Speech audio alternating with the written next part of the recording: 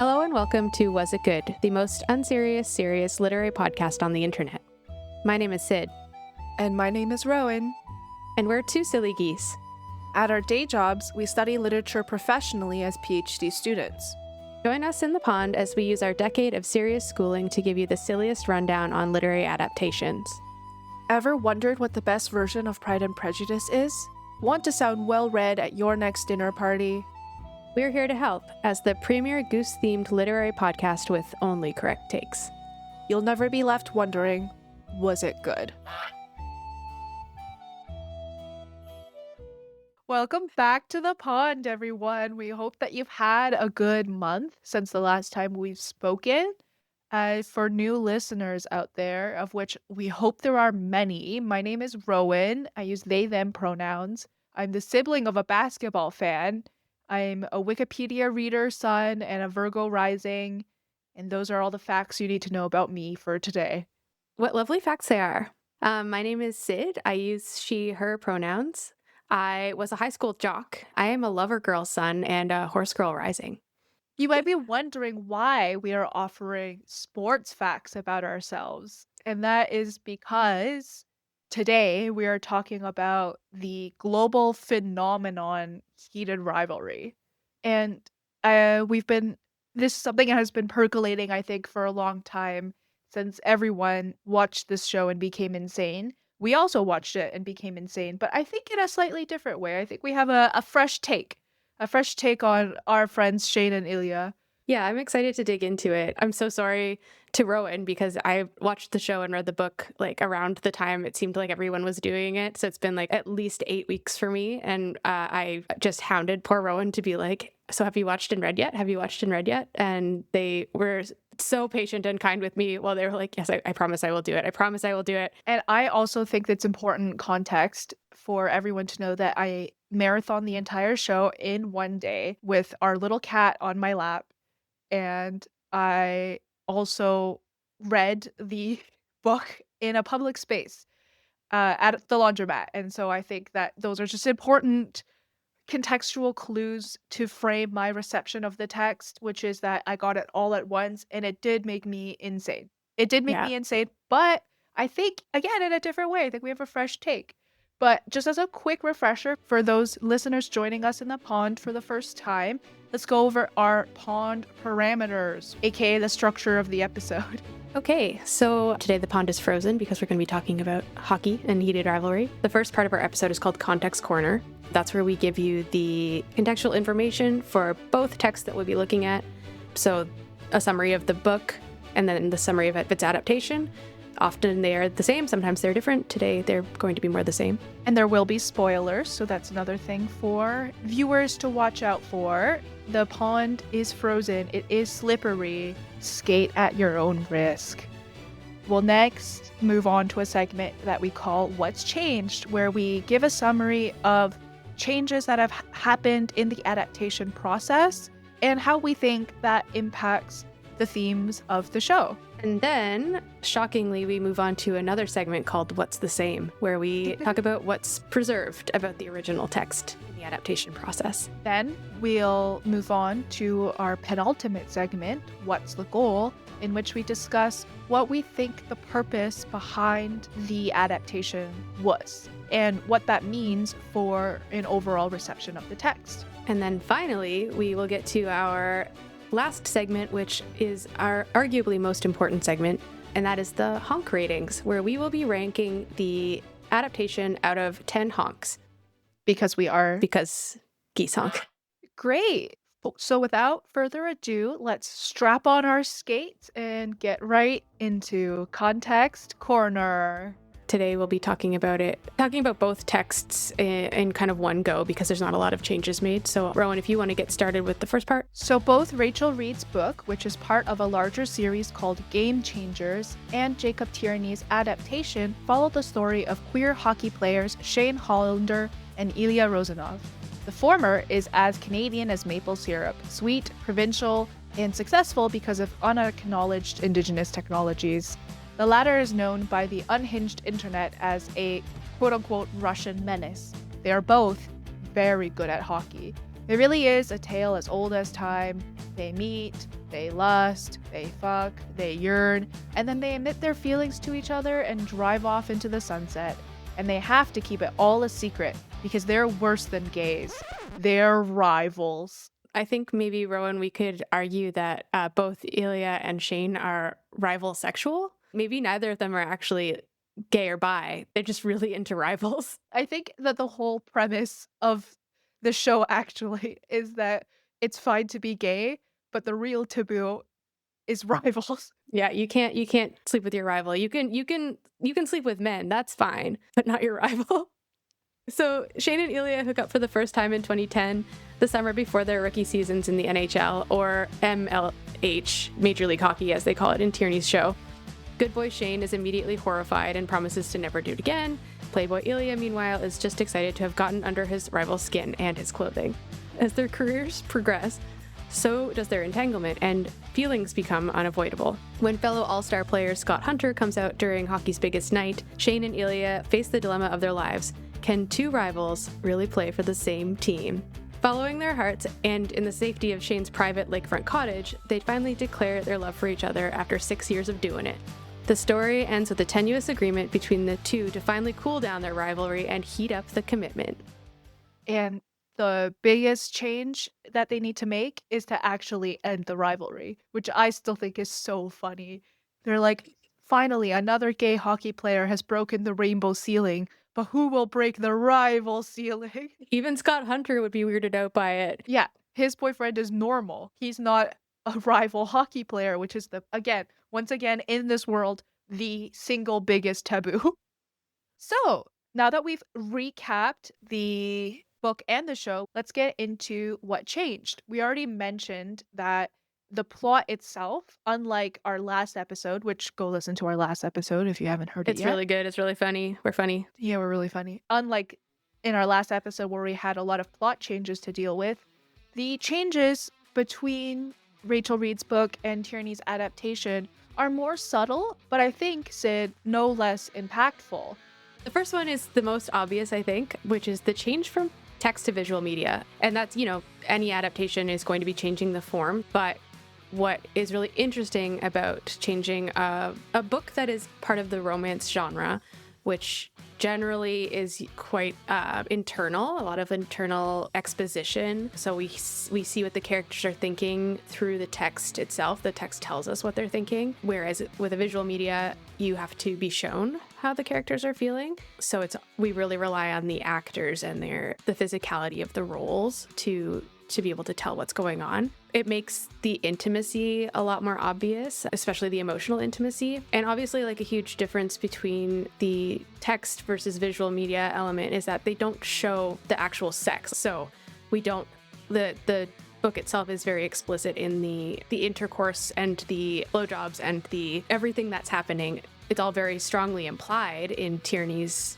adaptation, but he's not going to show that because, again, they're actors and they're not having sex. So that's obviously a huge change from the book. So, in having to choreograph around that, it implies a lot more intimacy because the shots mostly focus on the faces. It focuses on their hands and where they're positioned around each other. So it becomes less about the actual act of, for instance, penetration and more about two bodies in relation to each other, which emphasizes the emotional aspects of sex over the physical aspects.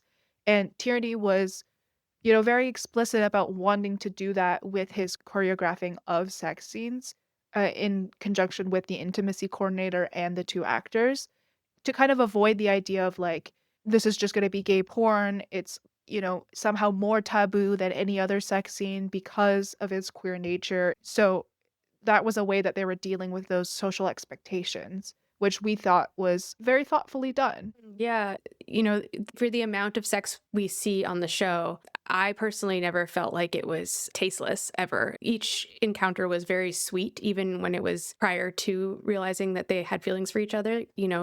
I found very tasteful. I will say, whoever did the Foley for the mouth sounds could have chilled out a little bit. That was the one part that I agree overall that the visuals of it was very tasteful and beautiful. It's not so much the sex as just like the mouth sounds. You literally, I just watched you think about making the sound and then decide not to. I like watched that. I watched that happen on your face.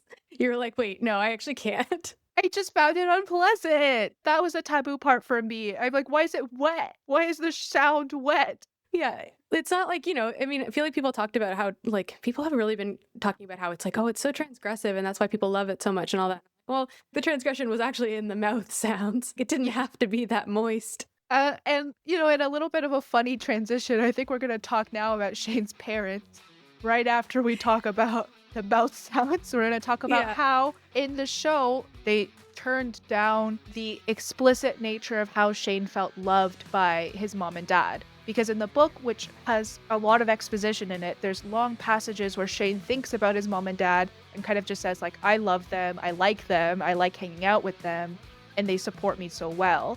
But in the show, because that interiority becomes external, we don't get that sense because they really focus on Yuna, his mother, kind of becoming his momager and handling his brand deals and his sponsorships.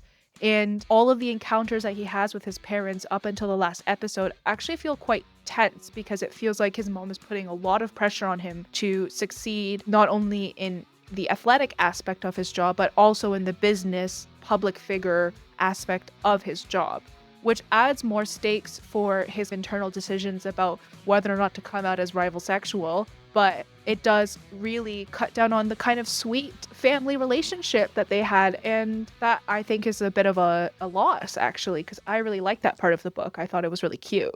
Yeah, Rowan texted me being like, his mommy and daddy love him. Yeah, it is a really sweet part of the book. And I think perhaps Tierney was relying on the audience being fans of the book already to have that kind of contextual information in their back pocket. And so to maybe not miss that explicit care that's shown in the book. But I agree. I think while, the final scenes with them, you do know that Shane's mom loves him very much.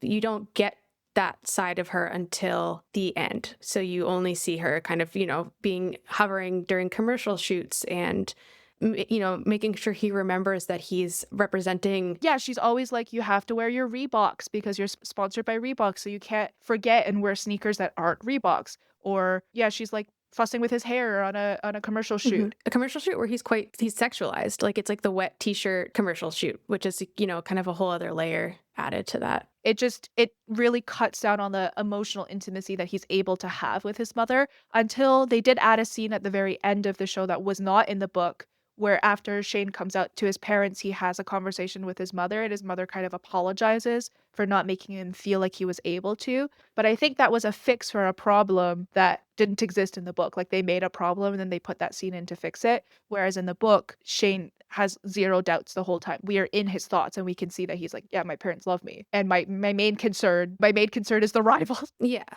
And the I do really like the scene where Yuna apologizes because I do think it's a really beautiful, emotional scene. Hudson Williams plays it beautifully. Like you can just see the letting go of the tension that he's holding. And like, all of the micro expressions on his face really are, giving us what Shane would be going through as someone who's just been told by someone who obviously means so much to him that it's okay to be himself. It's just like, it was really beautifully done. But I agree that it's a problem that the show created because of the way they characterized Yuna from the beginning. And in that scene as well, Shane apologizes because he's like, I really tried to be straight. And there's no thought of that in the book. Instead, he's like, I'm sorry I couldn't have been a non-Ilya Rozanov man. He's really like concerned about that aspect and not so much the idea that he had to try to be straight and he failed in some respect. So yeah, that's a major distinction there. I will also say that stepping outside of the fictional universe a little bit, the casting of actors created some changes. So Yuna Hollander is meant to be a Japanese woman, or is portrayed as a Japanese woman in the book, and is a Japanese woman in the show,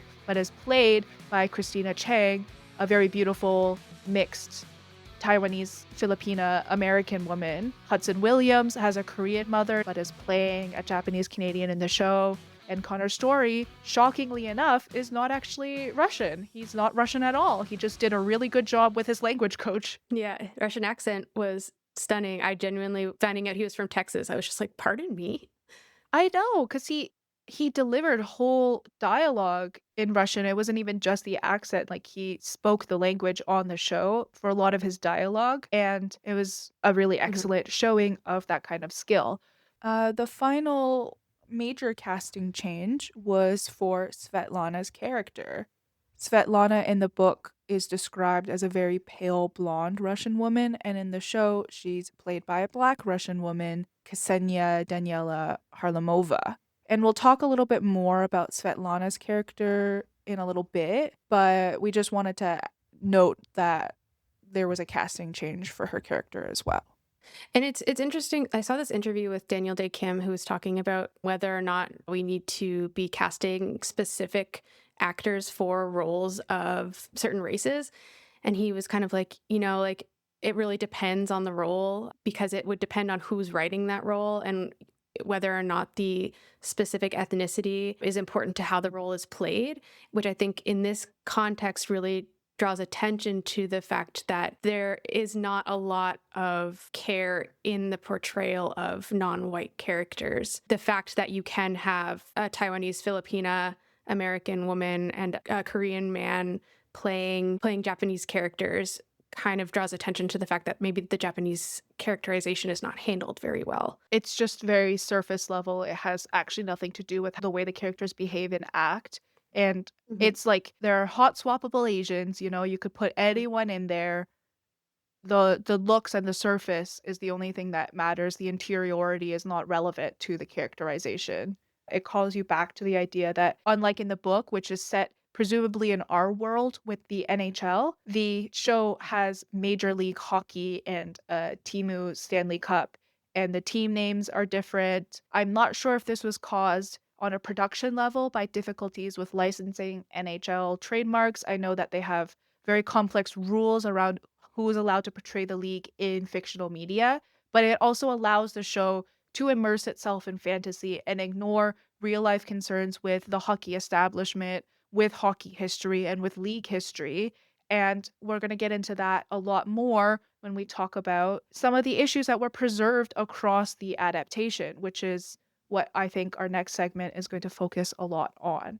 Okay, yeah. Before we get to that, I think we should talk a little bit more about Svetlana and the change in her characterization. Yeah, so in the book, she is a random hookup of Ilya's that he later finds out is also from Russia, but in the show, she's Ilya's childhood friend and is kind of with him throughout the entire time period that the show takes place in, rather than just cropping up the one time. And it makes a lot more sense because it populates Ilya's world a little bit outside of Shane. Like, he has someone he cares about outside of Shane. And it also really makes women in this world have a lot more depth because in the book, the focus is so much on Shane and Ilya that women are either flat characters that come in between them or simply not present. I think that the show made a conscious effort to expand the role of women.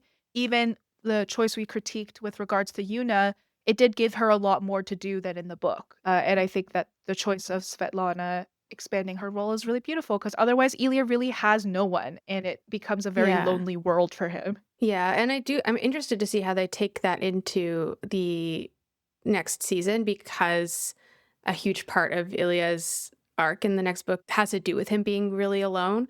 But the thing that I really love about Svetlana in the show is that yeah, he has this person that unconditionally loves him. And it seems it goes both ways. That I think that's also really beautifully showcased. There's this scene where Ilya's brother insults Svetlana at his father's funeral and Ilya punches him in the face. And it's like made very clear that Svetlana is deeply important to him beyond just Mhm.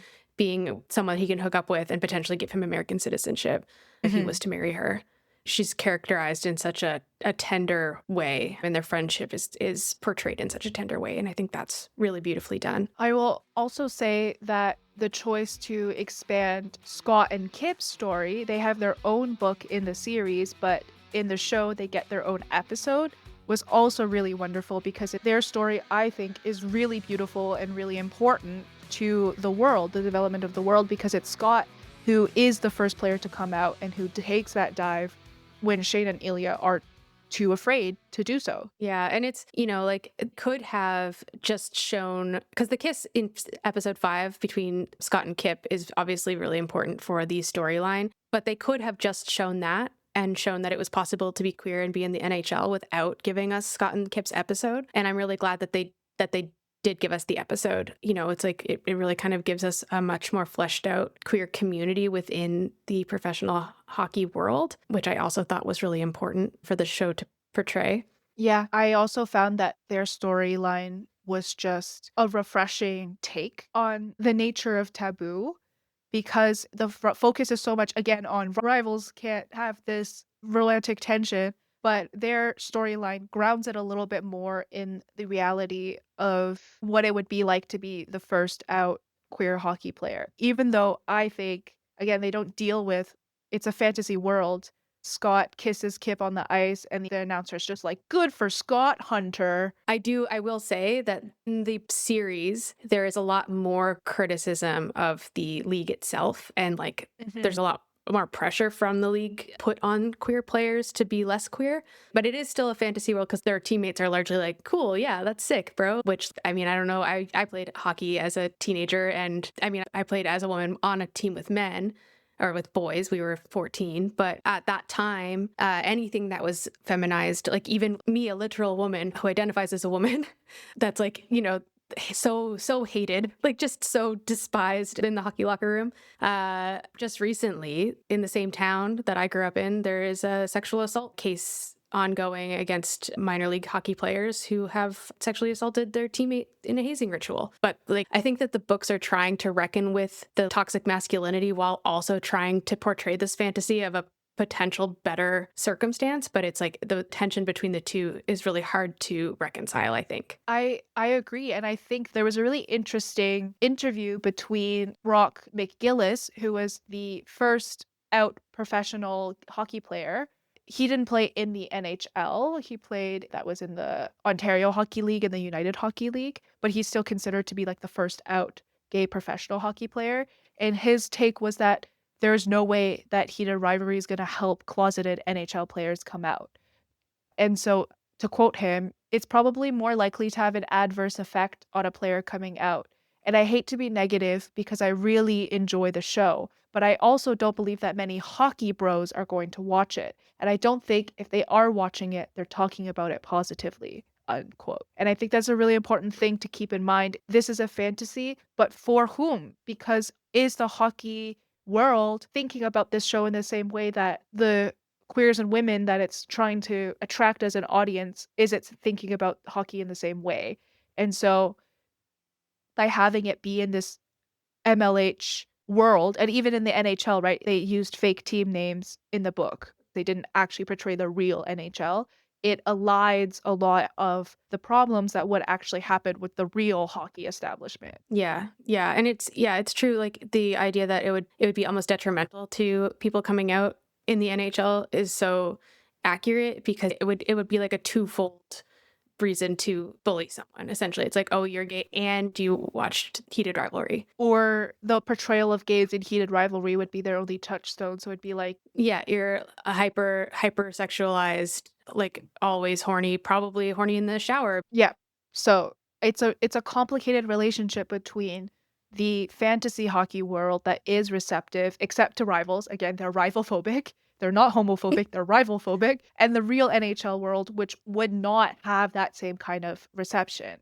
But I will say, in a little bit of good news, that hockey fact checker Rowan went on the internet deep dive, and there is the first openly gay player in NHL history. His name is Luke Prokop, and he is with the Oilers organization. So he has yet to play a real NHL game, but he is under NHL contract, and so I think that counts. So just to wrap up this segment, I think the last few bits that we wanted to talk about were, obviously the show's budget. There's been a lot of discussion online. It didn't have a very high budget, and we're going to get into a budget deep dive later too. This is a real facts-based episode. But what I want to say here is that because of the budget limits on the show, the way that they live very lavishly as hockey multimillionaires is really more implied than shown explicitly. There's not sports cars, there's not sea-doos, there's not even a dock at the cottage. It's just a rock. They're just sitting on a rock. Yeah. It's very, yeah, because I mean, in the book, I think Shane's cottage has like a pool and a hot tub and like an indoor rink and like all this stuff. And it's like, oh, we get a rock, just a little rock for our friends to hang out on, splash around. They splash around in their own pond. We have to, again, they're asking us to suspend our disbelief and enter into a fantasy world where we know they're hockey multimillionaires, but we never see any evidence of it. And I'm actually going to use that to segue into Shane's real estate obsession. There is a pretty big, significant change that is made from the book. It's not mentioned that often, but it's often enough that I think that it warrants mention in this case. Shane has an investment property in the book that he bought ostensibly to hook up with Elia in because he doesn't want to bring Elia to his actual apartment because it's obviously too intimate to have your rival in your actual house. It's too intimate. It's too scary. It's too intimate. So he doesn't want to have Elia come to his actual house, so he just buys a building and becomes this kind of like real estate mogul in the book, which is interesting because Shane's use of real estate in the book is really sort of founded in the desire to keep himself safe, which is deeply colonial. Like the idea that you can procure land for safety, that's always been tied up in colonization. To own land is to have power. And so in Shane's case, he has power by being able to dictate where he is himself the most. So the fact that he doesn't have this investment property in the show, he has this more aesthetic interest in real estate. So he's interested in architecture and, Design, yeah, that kind of stuff. But they do hang out at his real apartment in the show. And it's kind of just shown as this one of his special interests, that he's interested in real estate as a concept, but he's not taking up space to the same extent in order to keep himself safe. Yeah. It's like the building that Shane in the book purchased was specifically an abandoned one. He purchased the whole building to make sure that not one person could be there other than him and Elia. And he really only renovates the bedroom and the bathroom because he's like, that's all we need for our purposes. And the rest of it's just fully unfinished. And he sells it at the end when they finally confess their emotions to each other. So it's an idea of like a physical barrier that he puts between them and the world, and between Shane, the real person, and Shane, the guy who had sex with his rival, the most taboo thing you could do once again. The lack of that barrier being put up in the beginning is another way that the show kind of hops on the intimacy train a little bit quicker than the book does, which is another benefit of a book can be as long as a book wants to be, but a show is very constrained by network formats. So that is another thing to consider when we're talking about a change in form. All right. Okay, so let's move on from the changes and think about what was preserved between the adaptation and the book. We already talked about how most of the plot was the same. They're rivals, they're horny, they play hockey. So that's, done, checked, we've discussed that. But I think the thesis of this segment is actually mostly going to be more on about how, because the plot is the same, the underlying conceptual issues with the story really come out through the adaptation. Mm-hmm. Yeah. Also, all of their apartments are the same set. All of their apartments, they all have the same fireplace. I'm like, man, this is such a popular shaped fireplace. And I was like, I've never seen a fireplace like this. And suddenly 3 apartments and several hotel rooms have it. I was like, that's crazy. Yeah. Yeah. I mean, they do. So one of the things that I found that they preserved from the book is the Ilya, who is ostensibly an asshole, is never too much of an asshole. They love consent. I do think that the phone scene at the cottage is like questionable. Hayden didn't consent. Yeah, huge point to be made there is like Hayden's just trying to talk about his baby. Hayden's just trying to be like, my weird friend who's at his cottage, I want to check and see if his concussion is better. And they're like, yeah, there's something a little crazy about that whole scenario. But for the most part, the consent is really well executed, especially when they first have penetrative sex. Ilya is really questioning Shane's levels of comfort and being like, are you okay? Is this fine? Really, I thought that was really beautiful. And that is true of the book as well. There's a lot of importance placed on sex and also protection. Yeah, I totally agree. Okay, so aside from the kind of plot points that stayed the same, one of the things that really was preserved between the texts is the Canadian nationalism and the cultural interpretation of Canada as it exists globally. There's this kind of overwhelming presentation of Canada as being this sort of very simple, virtuous folk culture, specifically the white settler representing that virtuous folk culture. So both the book and the show are really leaning into that interpretation of Canada. So Shane is specifically an all Canadian good boy, and his Canadianness is what makes him good. So it's again lying on the idea of Canada as a nation full of very polite people who are they're simple, they're kind hearted, and they're really deeply integrated into the outdoors is a huge part of the kind of image that Canada likes to curate for itself. A very safe outdoors. In the national identity narrative, we've already civilized the outdoors. It's now very, very cultivated, very safe. We can be a part of it through our occupation of land. So buying and building a cottage, for instance. This is a huge part of what Northrop Frye termed the garrison mentality, the settlement, the colonizer being the town, being safe within the constructs or the confines, the parameters, if you will, of the town, whereas the wilderness is unsafe and scary. But as long as the garrison, as long as the town is able to successfully cultivate that space, it becomes safe. So the cottage exists on the edge of the garrison. It's not in the confines of the town because it's outside of the town, but it always exists within society. And it's a little bit emphasized how Shane's house that he calls like a quote unquote cottage is not actually a cottage.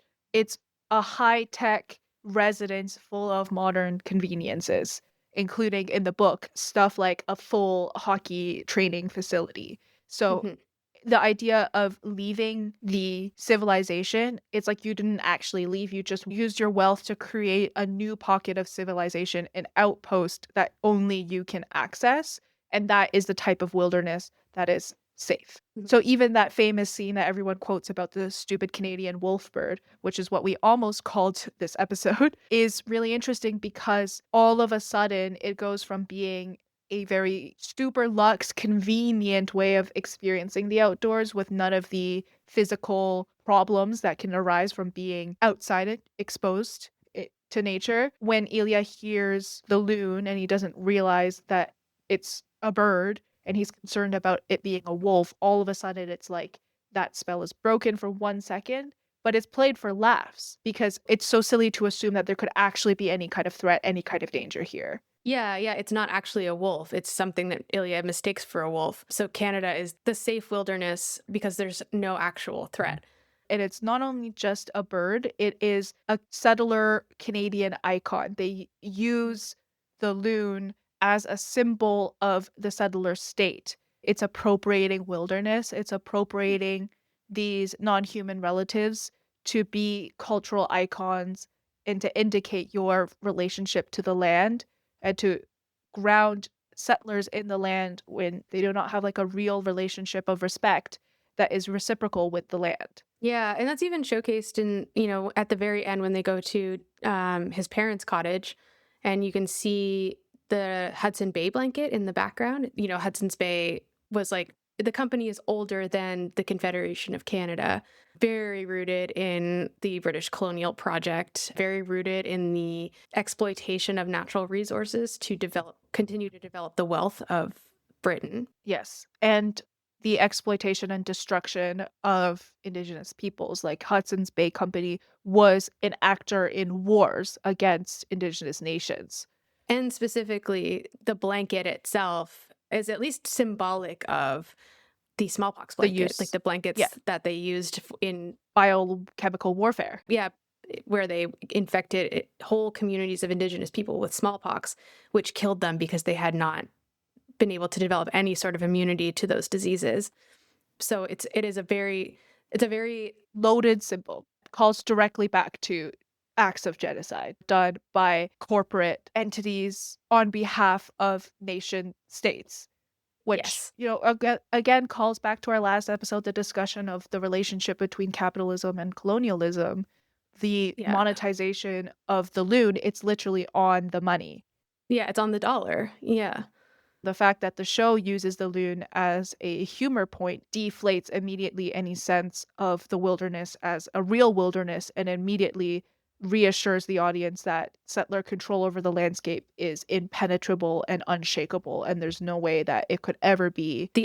By extension, the control over the wilderness is also indicative of control over Indigenous peoples as well. And back to that garrison mentality, the fear of the wilderness extends to the fear of Indigenous peoples who have existed on this landscape for thousands of years. And to whom there's not a distinction between wilderness and owned and cultivated land, because that's not, ownership was not the way that relationships to land were undertaken by the nations who existed here previously and who had complex legal contracts with each other on a nation to nation basis that Mhm. dealt with land in an epistemologically completely different sense. So it's a really foreign concept, that mere idea of there being civilization versus wilderness. Yeah. So the loon call being mistaken for something threatening and then being shown to be something non threatening is implying that not only is the wilderness not threatening, but it is very much under settler control. And by extension, there is no indigenous stewardship in that landscape. So therefore, they're not a threat to settler control either. This is very much something that the thesis of the show rests upon because it specifically erases Mi'kmaq contributions to the development of hockey as a sport, and it erases the Indigenous history of hockey. And there's a quote from Cameron Bailey, who is the chief executive officer of the Toronto International Film Festival, about why Heated Rivalry became so popular. And so they said, what could be more Canadian? Hockey is the vessel for Canada's dreams. It's where we so often feed our national myths, especially what I think of as Canadians' most treasured value, grit. This is a direct thesis statement saying that they use hockey to perpetrate settler colonialism by Mhm. erasing the Indigenous origins of the game and co-opting it to be something that is quote unquote Canadian culture, which once again, what is Canadian culture? It has to be created from scratch because settlers came with their own individual cultures and then had to create a sense of national identity from scratch. Hockey is a vessel for Canada's dreams. Like, I don't know how much more clear it can get. Yeah. So the Mi'kmaq contributed to the game that we know as hockey through the development of the hockey stick. Mi'kmaq creation stories have a version of hockey in them where Glooskap, who is a Mi'kmaq deity figure, learns how to play hockey and brings it back to the Mi'kmaq people. One of the ways that it is distinct, the way that the sticks were used in other cultures, they didn't have the blade because the Mi'kmaq people, they would carve these sticks out of spruce and they would essentially whittle down the tree and root together so that it would be one long complete stick. As settlers started to play more hockey and as it became a kind of wider spread sport, they brought that stick design to Kingston, Ontario, where they started using that stick. And then essentially there was this middleman company, Starskates. They were buying the sticks from the Mi'kmaq creators and then eventually realized that they could, in fact, just make those sticks themselves and cut Mi'kmaq people out of the production process. However, they were not as good at making the sticks as the Mi'kmaq people were because they didn't know how to make it in one piece. They only knew how to make it in two pieces. So the sticks were not as strong, but they were cheaper to produce because they didn't have to pay Mi'kmaq creators to make the sticks anymore. There has been a long history of whitewashing the technological ingenuities involved in hockey by pushing out the Indigenous communities, in particular, the Mi'kmaq people. And Rachel Reed writes these books in Mi'kmaqi, in the unceded territory of the Mi'kmaq people. And so to me, the sort of lack of acknowledgement of any Indigenous peoples at all in these books and in the show is participating in that Indigenous erasure. And I will also point out that not only was hockey a result of ancient Mi'kmaq stick and ball games, but it was modern hockey also took a lot of influence from lacrosse, which is another really important Indigenous game that is called the creator's game because it was described by Haudenosaunee people as being directly given to them from their creator. And so lacrosse is also played by a lot of different nations, but that was one myth of the origin of it. And lacrosse was really influential in the development of modern hockey. And so it's not only the technological development pioneered by the Mi'kmaq Nation, and specifically a guy who is called Old Joe or Joe Cope, who was known to be a master carver of sticks, but also lacrosse from other nations influenced the development of hockey as well. And settler contributions included developing new forms of skates, so skates that were better for the game of hockey. So it was also another buried history of cooperation was erased by modern conceptions of hockey history because Mhm. the Mi'kmaq stick and the settler skate together is what enabled contemporary hockey to be played at such high speeds. Yeah, yeah. And it's not that we're sitting here being like, and you should have gone into the history of hockey as part of the show. It's more just that there is no representation of Indigenous people at all in either text. Which is crazy because Indigenous players have been part of the game since prior to its inception. And to give some NHL specific facts, the first person to win MVP that was not a white player was Cree Métis player Brian Trottier in the 1978 to 1979 season. So the fact that Shane, as a marginalized hockey player of color, does not call back to this kind of pioneering history that was done in the league by players like Brian Trottier is a gap of logic in the show. Now, obviously, once again, they get around this by being like, it's a different league, we're different guys. But that becomes a conscious act of erasure because they're avoiding dealing with this history by creating a separate parallel dimension. Yeah. And so we can get into a little bit more about how the underwriting of Shane's Asian heritage is actually not only a form of anti-Asian racism, but also a form of emphasizing settler colonialism by co-opting settlers of color into the body politic. And so the show does emphasize Shane's Asian heritage more in the context of his hockey career. It's mentioned, I think, a total of 3 times, and someone can fact check me on this. First, right after he gets drafted, the representative of the Montreal Metros says, and we love that Shane's Asian. And it's really weird. It's a really weird thing to say. And then Rose mentions it once that it must have been lonely being the only Asian player on the ice. And fact checker Rowan is back to give a picture of what it is like for Asian players in the NHL. There have been 43 total, according to Wikipedia, 43 total players of any Asian heritage. And this includes like people who in the biographical notes are like, this person is 1/18th Filipino. This person was played by Scarlett Johansson. Yeah, truly 43 it's really going by blood quantum here, which is another problematic settler conception. But it was basically like if you have 1 drop of Asian blood, we're gonna put you on this table. And out of those 43 players, there are 3 total all-stars. And out of those 3 total all-stars, there's 1 Hall of Famer, Paul Carrier, who is cited as an inspiration for the character of Shane Hollander by Rachel Reed. And that just shows how few Asian players there were total in all of the history of the league, and also how few play at the level that Shane Hollander does. Really, there's just the one. So he would be the second, and he would be the first ever Asian player to win Rookie of the Year. And this isn't mentioned at all. Instead, what happens is they don't even show Shane winning his Rookie of the Year award. They just show him coming back from having won it and then trying to find Ilya, and then they make out. It's such an underwriting of what an accomplishment, what an achievement this would be, and what a landmark it would be for the hockey establishment. Especially since the show does explicitly establish that Asian kids don't often see themselves in this space, as stated by Yuna in the first episode. You know, it's like you have to be representative of all Asian kids. It's worse in the book because truly the book's characterization of Shane's Asian body is the most fetishistic way. There's just constant emphasis on how he's feminine and he likes the bottom. And that is a really, I think, an intersection of problematic portrayals of gay men and of Asians. The idea that a man who likes the bottom is the more feminine partner, the more delicate partner. Like Ilya mentions that your hands are smooth like a girl's. You have like a girl's like eyelashes and all this sort of stuff. It's mentioned over and over again. And it's a real intersection of how Asian men are considered to be less masculine and more submissive by the colonial establishment. Yeah.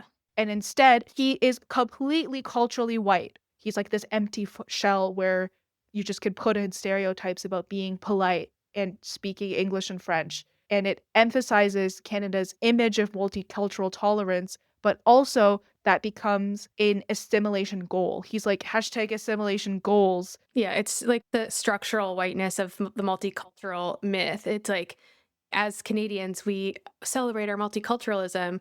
However, as soon as we actually have to see a culture that is not white, it becomes a problem. I was just going to say that in the book and in the show, Yuna is much more obsessed with hockey than Shane's white father is.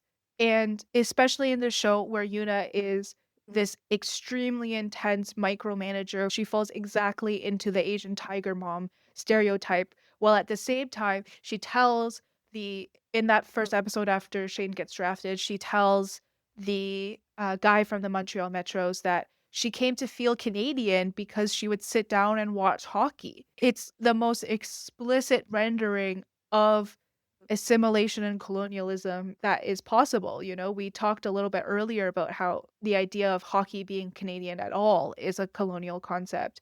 And then basically saying this is the substance of Canadian identity and this is what you have to do in order to not be othered in this society. This intellectual property as a whole is really made out of stereotypes. It's stereotypes all the way down. It's turtles all the way down. Except for, I would like to say Rose Landry, who is ostensibly Acadian because Landry is an Acadian last name. And as an Acadian, I can say this. I've never met a well-adjusted Acadian woman. Listen, the Catholic guilt it's genetic at this point. Like there's not a single one of us that's not an anxious mess. And so I think that was crazy Acadian representation in my opinion. That's the only non-stereotype. The way that she doesn't take anything personally. She's so chill. My boyfriend's not attracted to me. She doesn't take it personally. It says she thinks about it from his perspective and then realizes that they can still preserve what is good about their relationship in a non-romantic context. Like, she does not need therapy. Everyone else in the show, yes. Not Rose. Rose is doing great. Yes, not Rose. She's doing so good. And that's the least sincere Acadian representation I've ever seen in my life. Having established that there's a lot going on that was preserved between the texts that can be read as very problematic, we should probably move into what we believe to be the goal of the adaptation, which is Canadian nationalism. That's right. This is your gay hockey show is actually propaganda for the neoliberal state. And I'm just gonna say it. I'm a buzzkill. I'm a joyless woke scold. I'm all those things, but I can't hold it back anymore. That is my true thoughts, that it's genuinely a designed cultural object to accomplish pinkwashing, and we'll go into a little bit of the proof of why that is. Yes, and listen, we are co-pilots on this buzzkill bus, okay? We are both beep beep vroom vroom. We can start with our discussion of the budget of the show. Why do we consider this to be genuinely a piece of propaganda for the state? Is that the Canada Media Fund, which is a joint venture between the Canadian Heritage Department, a department of the government that receives tax revenue to operate, and Canada's capitalist cable industry, contributed over $3 million to the creation of this show. And when a project accepts money from the Canadian Media Fund or the Canada Media Fund, they also have to accept certain stipulations about the use of that money. So by virtue of the way that the show's budget operated, the Canadian government had direct say into the portrayal of Canada in the show. Yeah, and it's really important to note that the Canadian Heritage Department is a really important part of this because throughout the history of Canadian literature, it has been a clear goal of the Canadian government to establish a Canadian literary identity. So that we have a book called A Selection from Canadian Poets, published in 1896, where the preface of the book states very clearly, quote, "A national literature is an essential element in the formation of a national character. It is not merely the record of a country's mental progress, it is the expression of its intellectual life, the bond of national unity, and the guide of national energy.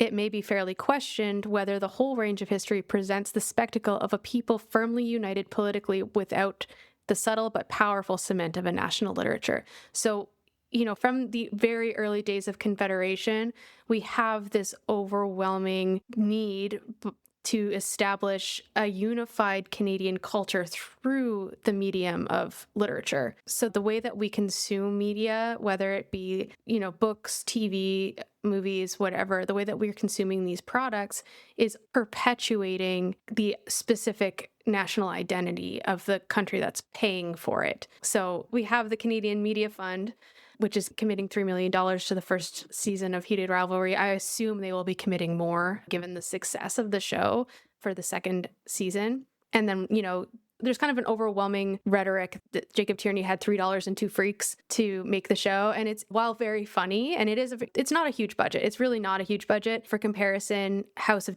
the Dragon has a $200 million budget. So that the disparity is quite large, but it's still not $3. It's still not an insubstantial amount of money for a government to give to a project. Whether or not people will say that's enough or not to make a good show, regardless of that, it's still a lot of money for the government to give a project. So that's really important to talk about. I will also say that in a quote from a New York Times article that's called "The Secret Sauce in Heated Rivalry, Canada," this is also laid out in the contemporary setting. So, quote, "Heated Rivalry was subsidized in part by Canadian tax revenue through a government policy that seeks to preserve the country's distinct cultural creations and protect them from getting swallowed up by the bigger, richer US entertainment industry." The key words here are distinct cultural creations and to protect them, which positions Canada not only as a victim of cultural imperialism by America instead of a driver of imperialism in Turtle Island, but it also specifically emphasizes the idea that there is a political goal to the creation of media and that the government has a vested stake in doing that. And that the creation of media is the creation of nationalism. No ifs, ands, or buts about it. Yes, absolutely. It's and we see that in the way that Mark Carney has embraced the show at the same time that he was giving the World Economic Forum speech. At the same time, Rochelle Armored Vehicles in Brampton, Ontario just sold $10 million worth of armored vehicles to ICE, so we have the rhetoric that Canada is separate and different from the United States culturally and in terms of the driving of imperialism in Turtle Island and beyond. And we're actually very much benefiting still from US militarism and fascism. Mark Carney spoke at the Canadian Media Producers Association Pride Time Conference as the keynote speaker. Why is the Prime Minister the keynote speaker at a media production conference if there's not this deep relationship between governance and media? Quotes from his speech include, "The world knows that Shane and Ilya are rising hockey stars who fall for each other as they face off in one of the greatest rivalries the game has ever known. But there are also two young men who are terrified of being their fullest selves, and we live in an increasingly dangerous, divided, and intolerant world. A fundamental Canadian value is that people should be able to be whoever they want to love whoever they want to love." Carney explicitly uses the fact that Canada allowed this show to be produced when America didn't, and that Canada in the world of the show is positioned as a safe space for queers as opposed to America and Russia to propagandize about the Canadian state openly at this event in which Hudson Williams took photos wrapped up around Mark Carney and gave him one of the iconic pieces of clothing from the show, like that Team Canada fleece. Yes. Yeah, and we talked about this, you and I did, about the relationship with Baudrillard's simulacrum, which is the idea that something is often explained as a copy with no original, but it's really a copy with no referent. It's the idea that you're trying to create a simulation and then overwrite the real with that simulation. So, a good example of that would be like a map of a territory where the territory looks different than the map shows, but the map is what people use. And that's very much a part of the Imperial Project, is the overriding of the truth in favor of the myth. And so we're getting that with Carney, and Anishinaabe scholar Gerald Visner talks about this too, the desire to push a specific idea over top of whatever is the truth in the context of imperialism. It necessarily overwrites Indigenous presence and overwrites Indigenous survivance. So the idea that Indigenous peoples are gone, are extinct, are no longer a part of the society or a part of Turtle Island is very much a part of the simulacrum that the show is producing. Like the MLH, it has no referent, it has no original. It's a simulacra. They're trying to overwrite the real history of hockey with this fake history of hockey. Mm-hmm. And they're trying to overwrite Canada's real current day lack of tolerance. We have 1 million marches coming down our streets all the time that are incredibly dangerous to specifically trans children. Alberta's trying to make it so that you can't use your preferred pronouns in schools and to, Yep. take sex eds out of classrooms. Like that's all still very much happening. A real lack of tolerance is trying to be overwritten by the simulacra of tolerance that is portrayed in this show. And Mark Carney, as prime minister, is specifically using it for political gain. And more than just political gain, the tourism industry that relies on the continued exploitation of Indigenous territories is benefiting from the show. We have the Muskoka Tourism Board, which is so Shane's cottage in the show is allegedly located in Quebec, but the real setting was filmed, I believe, in Muskoka. And Mhm. the Muskoka Tourism Board is using Come to the Cottage and stills from the show to promote tourism to Muskoka. And Ottawa is doing the same thing. They changed their Instagram bio to say birthplace of Shane Hollander. What an act of simulation, right? It's overwriting the real with something that was never real. Yes, exactly. And going into the second season too, and the second book, I can only assume that they're going to be keeping it more of the same. We have Ottawa becoming within Canada a safe haven for queers because the Ottawa team is extremely queer. It's almost like they become queer asylum seekers in Ottawa. The nation's capital becoming this place of safety for all of the queer hockey players, is doing something in regards to national identity and the interpretation of Canada. It's also important to note that propaganda is meant to be alluring. And I think in some Mhm. ways when people say the word propaganda, they think of like I think of Nazi Germany. they think of Nazi Germany, they think of World War II era posters, but it's just basically material that's disseminated by advocates or opponents of a particular doctrine or cause. So Yeah. it's meant to influence the opinions of the masses. And that's such a broad category. And Yeah. propaganda is meant to be alluring and it's meant to be good, actually. So the fact that the show is enjoyable is a method that it uses to be more effective at its job, which is to disseminate Canadian nationalism on the Mhm. global scale through taxpayer money. And it's telling us the idea that Canadian is better than American, and therefore we don't need to be critical of it because it's not America. But it's still very much a driver of imperialism. And Mark Carney is still investing in the genocide in Palestine currently. So it's meant to draw us away from the conclusion that Canada is equally as guilty of global imperialism as the United States and Russia and Israel. I will also say that Hudson Williams and Connor Story were sent to the Olympics to represent Canada, but this is the same games that refuse to impose the same sanctions on Israel that they imposed on Russia. And the association of these wholesome stars or these, progressive stars with Canada presence at the games is overwriting narratives about Canada's ongoing participation in Israel's genocide on Palestine and on the Palestinian people. It is used to sports wash away that whole complicity. So that brings us to our final segment, our honk ratings. So, Rowan, do you want to take it away and let me know what you think of the book in terms of your honk ratings? Yeah, so we're moving on from being buzzkills here to being buzzkills in a different way. I rate the book 5 out of 10 honks.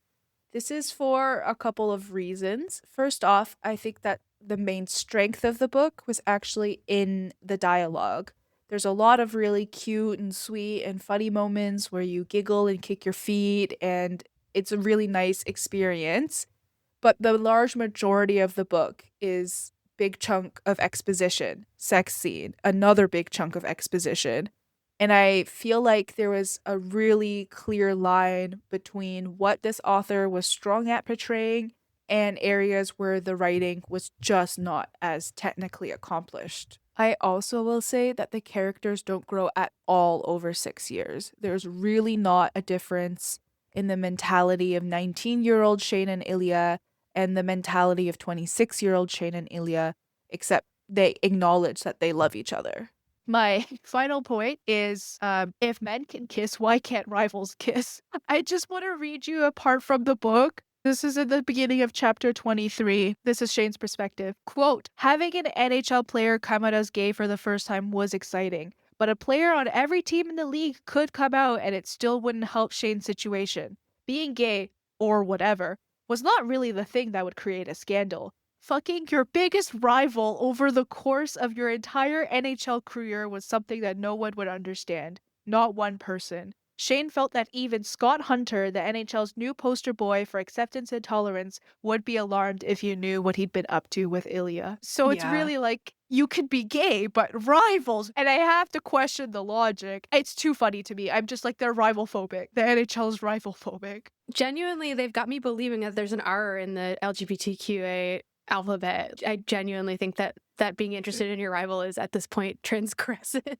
Because I totally understand that queerness is a barrier, but it's kind of explicitly laid out that queerness is not even the barrier at this point. It's actually the rivals. Yeah. So that just being a key logical component of the plot line really took me out of the immersion. I just started giggling. Yeah. Yeah. Similarly, I also gave it a 5 out of 10 honks for a lot of the same reasons. The exposition really, it was so internal. And I know that that is a part of the romance genre, but genuinely, I was looking for quotes to talk about the setting of the cottage, kind of looking for like descriptions of the nature and all that. And there's really not much description outside of they have a lot of stuff.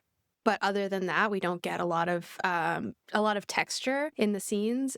But one of my gripes, I agree that I think the dialogue is the stronger of the two parts. I do not like that she doesn't use first-person pronouns very often in the dialogue. It's very jarring. I do like that it has really good representations of consent and protection, as I stated at the beginning. I think that's really important in the romance genre. And they do use the language that they use describing bodies outside of the fetishization of Shane's Asianness. I'm just talking about like terminology, like rather than being like, oh, his member, it's like they used cock and dick. And like, I prefer that to overtly like implicit language, I guess, because it's like, call a cock. That's great. Yeah, my final point is that once again, Rachel Reed is writing these books in Mi'kma'ki, the ancestral and unceded territory of the Mi'kmaq people, and it's the fact that there's not a single Indigenous person. That's crazy work to me.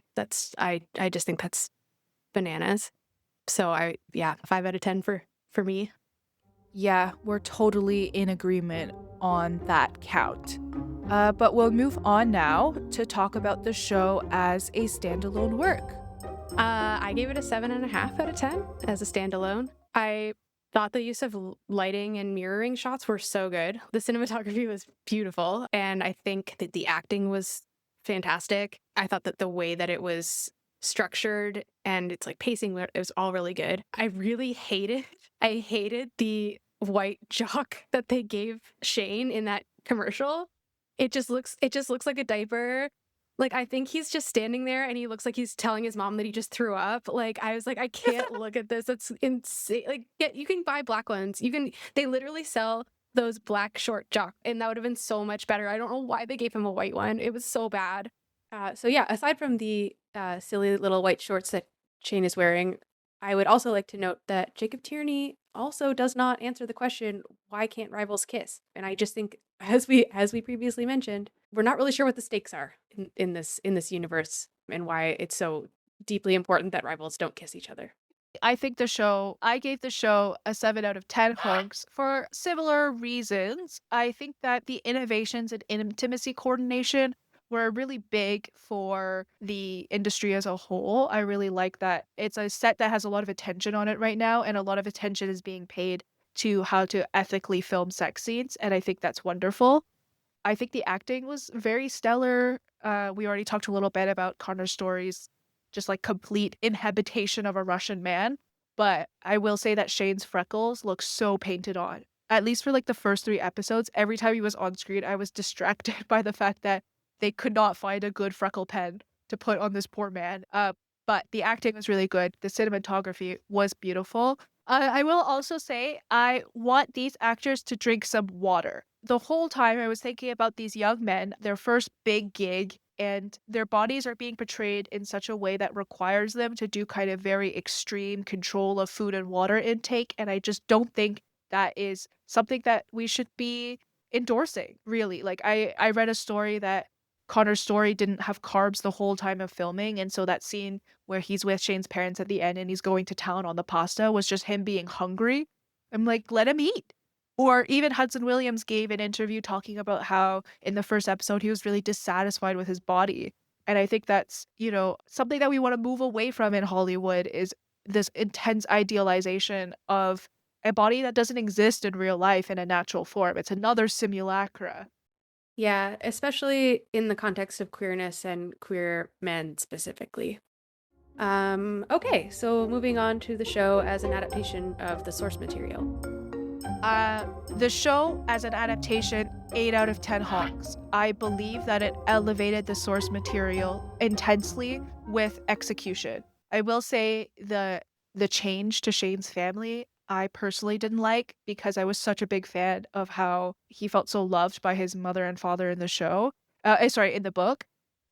Honestly, I was like, finally, an Asian mom that is not portrayed as a mean tiger mom and just loves her son. And then immediately they took that away from me in the show, and I was like, no. Also, the choice to cut off the epilogue was kind of nice. I really liked that they just ended it with just driving into the sunset, a space of a lot of possibility.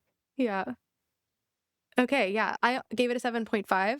I think that I think TV is a better medium for the story because of the issues that we had with the exposition in the book. We are given a lot more physicality from the actors, and so we have to infer what's happening in their head. Sorry, it's like behind their something else. I don't know. We have to infer what's happening in their heads rather than just have it explicitly stated for us. And I think that works really well for the tone that Tierney's trying to create for the adaptation. I thought that subtlety made the show so much more enjoyable.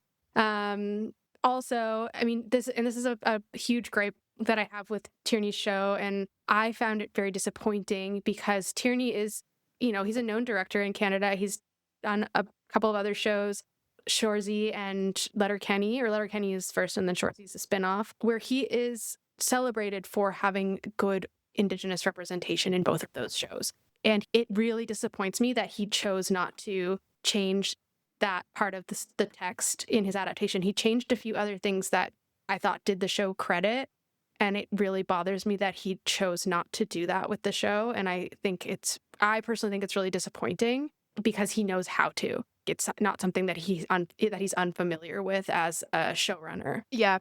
So it's frustrating that he chose not to do that. And to me, that's kind of what lost it most of my honk ratings, is that there's no reason for him to not have done that. Off mic, we discussed a little bit about how even when there's quote unquote positive Indigenous representation, not to suggest that this shouldn't be done, but it is also a case where many Indigenous filmmakers want to be supported in sovereign systems. So rather than having to ask non-Indigenous showrunners to give them jobs or having to ask the Canada Media Fund to fund their projects, it's like a creation of a sovereign media ecosystem that is not reliant on the goodwill of the settler in order to create these projects. A lot of Indigenous media activists have been speaking about the reliance on settler systems is in its own way a form of control. So another note to think about in the end as well is that And it is also to always be thinking about, like, who is the showrunner, and they are still running the show. Yes, yeah, absolutely. On a more positive note, I do think that that they did a good job for the lack of budget that they had. I do think it's very funny that Hayden's kids don't actually exist in the show. Like they're just yelling off screen at what we assume to be his kids, but I guess they only had money for one baby. So I thought that was very funny, and I think they still did a great job with the very small budget and very short window that they had to make the show. So, Sid, with all that being said, was it good? No, it could be good, but my feelings on it are that we are really interested right now in hiding behind quote unquote progressive neoliberal agendas while being very patient with real systems of oppression. We can make the argument that we need more queer stories, especially queer stories that are joyful, but what we do need to recognize, and even though we do need that in the climate that we're in, we do recognize that we really can't use queer joy as a vehicle for neocolonial narratives. And I'm a member of the queer community, and I want to love the show. I want to see it as this really beautiful beacon of progress, but I think that we always need to be demanding better of people that we know, that we, especially people we think that are capable of doing better. But no matter what, I think we need to remain critical of depictions of nationalism, even if they resemble a fairy tale. So for me, the show, it's none of it is good because of the structural issues that I have with the entire production, both the text and the show. I think I wish it could be, but it's not. Yeah, I would agree that ultimately the things that have merit about it, the cinematography, the acting, the dialogue, the cuteness and sweetness of the story itself, cannot overcome the real world usage of this story to literally whitewash crimes. And, at this point we have to think about the structure of economy that underwrites the entire media industry, and we have to think about Mark Carney's government refusing to close a loophole on arms shipments to Israel. We have to think about the purchase of Ontario-made armored vehicles by ICE to continue to terrorize people. We have to think about the fact that this came out at this moment with government funding to accomplish a specific goal. And we have to judge it based on its goal and its circumstances, and not only just on how did it make us feel. So I will say that no, it was not good, but not for the reasons you'd think, not because it shows dudes banging, or even more taboo, rivals banging. Yeah. Yeah. I actually have nothing against rivals. I would just like to put that out there. I think rivals are great. Some of my best friends are rivals with each other, not with me. It's just a lifestyle that I think that they should keep to themselves. Yeah. Yeah. I just don't want them to do it in front of me. It's with the rise of overt queer phobia, we can't fall back in a panic on neoliberal co-options of queerness in order to combat that, because they will come for you too. That's a really important thing to think about, is that the government is standing ostensibly behind you now, but are they really? Because are they actually spending any effort on combating these laws that are coming through? There's an equal number of lawmakers that are invested in anti-queer policies than they are in allegedly pro-queer ones. And, no pride for some of us without liberation for all of us. The victims of ICE include queer folks. Queer Palestinians deserve our solidarity as queer people in the center of the colonial project. And not to mention the fact that queerness itself is meant to be anti-colonial. It's like the colonial project enforces heteronormativity, and the people who fight that in the most vulnerable way are often people who are being imposed on by colonial governments. And so we have to think about that too. We can't whitewash queerness in the way that to make it separate from colonialism, or to make it accepted by the colonial society, as long as it's palatable. Yes, inclusion and palatability is not going to be the way forward.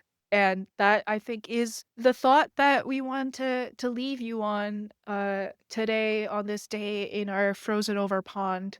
Yeah, less silly today, but still very important. Palatability is not going to be ever a way to liberation. Okay, that brings us to the end of our show. Thanks for splashing around in the pond with us today. Don't forget to follow us on Instagram at wasitgood.pod and to subscribe to us wherever you get your podcasts. If you could leave us a review, that would also be super helpful, and we would really appreciate it. Until next time, stay silly, and we'll see you back in the pond soon.